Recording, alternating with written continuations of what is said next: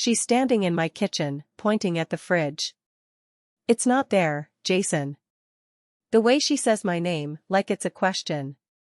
Or an accusation. I hate that. Like I'm supposed to know what she's thinking before she even thinks it. It's a burden. It has to be. I put it in the top drawer. My voice sounds a little rough. I need a drink of water. There's nothing in the top drawer but old mustard and that weird jam your ex made. She's still pointing. Her finger is rigid. Like a little white flag of surrender to the mystery. I'm already walking towards it, my knee a little stiff from that run yesterday. Or was it the day before?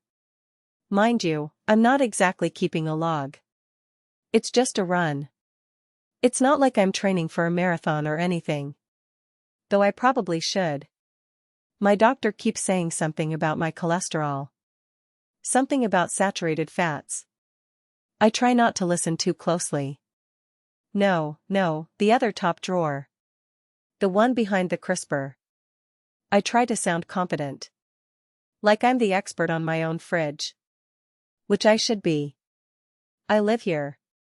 I pay the bills. Mostly. She pulls it open. Empty. Just the plastic tray. And this odd, papery smell, like a forgotten receipt from a hardware store. It's the kind of smell that makes you think of dusty shelves and paint cans. And the vague possibility of a leaky faucet. See? I stare into the drawer. It's bare. Like a fresh snowfall. Or a politician's promise. That's a good one. I should write that down. Where's a pen? I need to call the dentist. My back molar has been bothering me. It's a dull ache. Like a tiny, persistent drummer. This whole thing started because she needed proof. That's what she said. Proof for this woman she's been talking to. This woman who apparently thinks she's being scammed. And my sister, bless her cotton socks, thinks I'm the key to unlocking this whole financial puzzle. She's got this whole narrative in her head about how I'm the system's patsy. Me. A patsy. I'm not a patsy. I'm just busy. And sometimes forgetful. But not a patsy. I'm rummaging through the freezer now. Ice cream tubs, a forgotten bag of peas. The ice cream tubs are stacked precariously.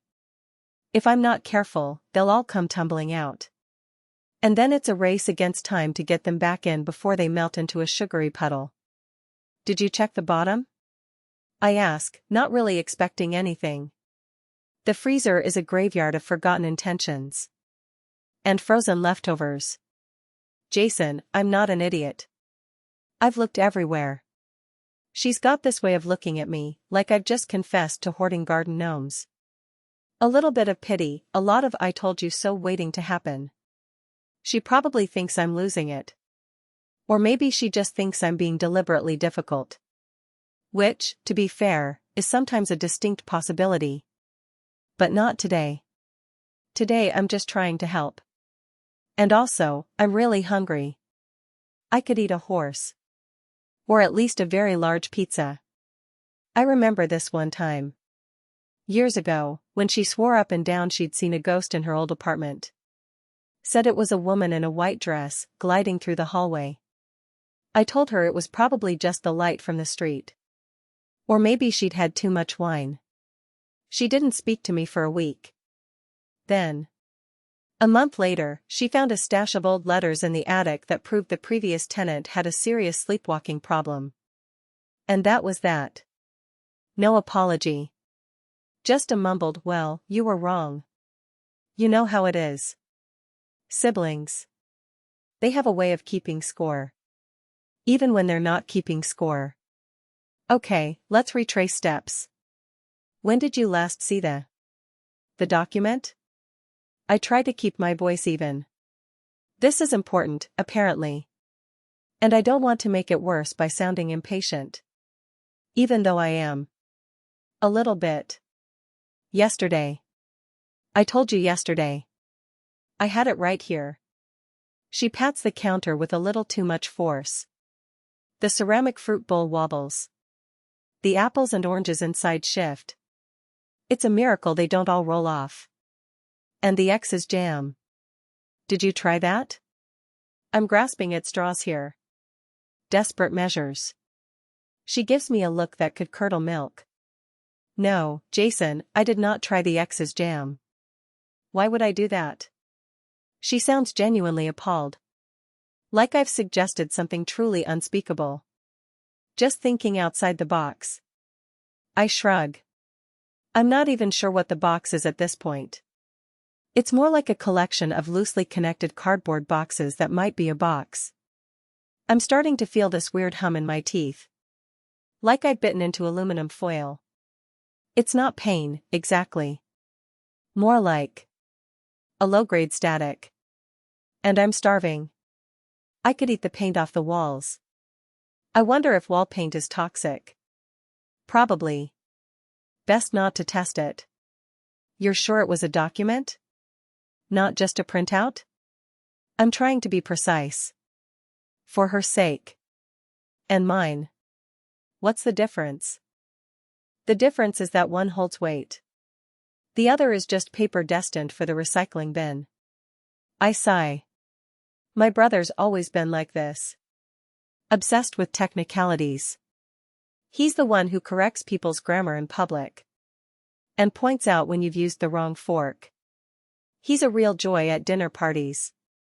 I'm more of a go-with-the-flow kind of guy. As long as the flow isn't too strong. I'm standing at the sink, running water over my hands. My knuckles are starting to feel a little raw. From what, I don't know. Maybe I was gripping the counter too hard. Or maybe it's just psychosomatic. The mind is a powerful thing. It can convince you of all sorts of nonsense. Like that I'm a patsy. Or that I have a ghost in my fridge.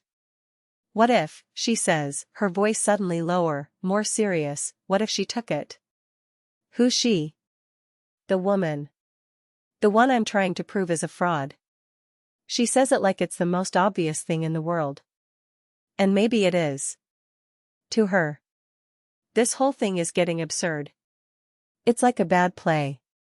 And I'm playing the fool who misplaced the script. Or maybe the fool who ate the script. I'm still really hungry. But why would she take it from here? I'm genuinely confused. This is getting complicated.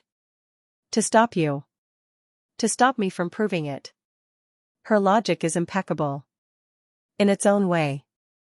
It's the kind of logic that makes sense if you're already convinced. Which she is. The water's running over my fingers.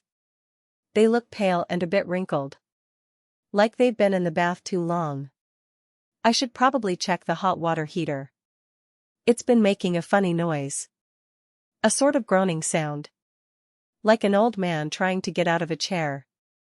And you're sure this woman is a fraud? I need to be sure. Before I go accusing people of stealing documents. Jason. I've seen the emails. The fake invoices. The whole 9 yards. I just needed that one thing.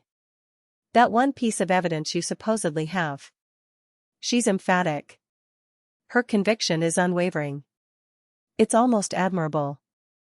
In a terrifying sort of way. I lean against the counter. The cool laminate against my back is a relief. I can feel a tiny tremor in my left foot. It's been doing that on and off for days. It's probably nothing. My body is just calibrating. Or something. Okay. So, let me think. Did anyone else come over yesterday? I'm trying to be methodical. Like a detective. Or a very organized accountant. No. Just you and me. Right. So. Did you check your purse? I ask. It's a long shot. But you never know. Sometimes things end up in the strangest places. Like socks in the dryer. Or my keys in the refrigerator. She scoffs. Of course I checked my purse. It's the first place anyone would look. She says it with an air of exaggerated exasperation. Like I've suggested she check under her mattress for a lost elephant. But then she rummages through it anyway, pulling out a crumpled tissue, a lipstick, a loose mint. The mint is slightly fuzzy.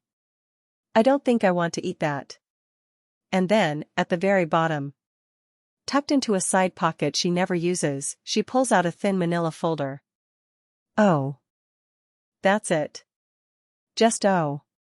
It's a small sound, but it carries a lot of weight. Like a dropped anvil. Or a sigh of profound relief. I look at the folder. It's damp. Smells faintly of mint. And something else. Something. Floral. Like cheap perfume. Or a wilting bouquet. So yeah. That was it. The great document mystery. Solved. By a forgotten purse pocket. The doorbell rings. It's the pizza guy. He's got a crooked smile and one sock pulled halfway down his ankle. He hands me the box. It's still warm. Smells like pepperoni and regret. The regret is probably mine. For ordering pizza again. But I'm still hungry. And now I have a document. So, a win-win. We stand there for a moment. Me with the pizza. Her with the damp manila folder. The silence stretches. It's not an uncomfortable silence. More of a between-act silence. The kind where you're not sure what's coming next. But you're hoping it involves cheese. So, she says, finally. Her voice is a little softer now. The accusation has gone. Replaced by something else. A kind of sheepishness, maybe. Yeah, I say. I don't know what else to say. I open the pizza box. The aroma of melted cheese and cured meats fills the air. It's a powerful scent. It overrides the faint floral notes from the folder. I guess I owe you an apology, she says. It's a struggle. I can hear it. She's not used to admitting she was wrong. Not about this, anyway. Nah, it's fine, I say. I grab a slice. The cheese stretches. It's glorious. You were worried. And I misplaced it. In a drawer. Which is technically where you thought it was. But you said the other top drawer. Behind the crisper. Details, I say, taking a bite. The grease drips down my chin. I ignore it. The important thing is, we found it. And you can prove this woman is a fraud. Or whatever it is you're trying to do. She nods. She's looking at the folder. Turning it over in her hands. Like it's a fragile artifact. Or a ticking time bomb. I really thought you'd lost it, she says. Or that you'd gotten rid of it. Too. I don't know. Protect me from something. Nah. Just forgot where I put it. Happens. I take another bite. This is good pizza. Really good. And I was so sure. About her. Yeah, well. Sometimes things aren't what they seem. I chew. The pepperoni is salty. The cheese is gooey. It's a symphony of flavors. She looks up from the folder. Her eyes meet mine. There's a flicker of something. Relief? Embarrassment? A bit of both, probably. You're not going to rub it in, are you? She asks. Nah, I say. Too busy eating pizza. I gesture with my slice. Want a piece?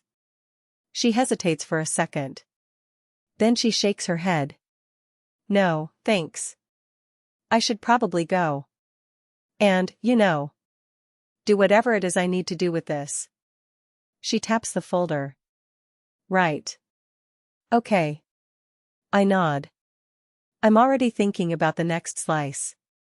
And whether I have any cold beer in the fridge.